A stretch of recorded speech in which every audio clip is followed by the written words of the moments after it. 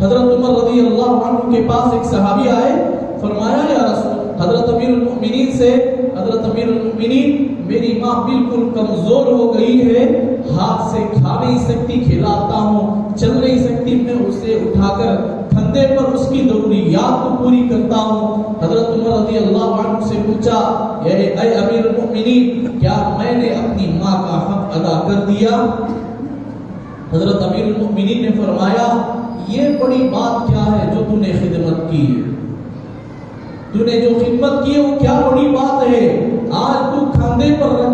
رکھ کر پھرتا ہے، ایک دن تھا تجھے بھی تیری ماں ہمیشہ کندھے پر نہیں بلکہ سینے سے چمٹا کر رکھ کر پھرتی تھی،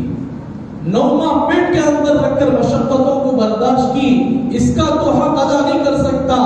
مگر تو اپنے سینے سے، تیری ماں تجھے جو سینے سے چمٹا کر خون کو دودھ سے بدل کر جو پلاتی تھی، اس کا ایک قطرہ بھی تو حق ادا نہیں کر سکتا۔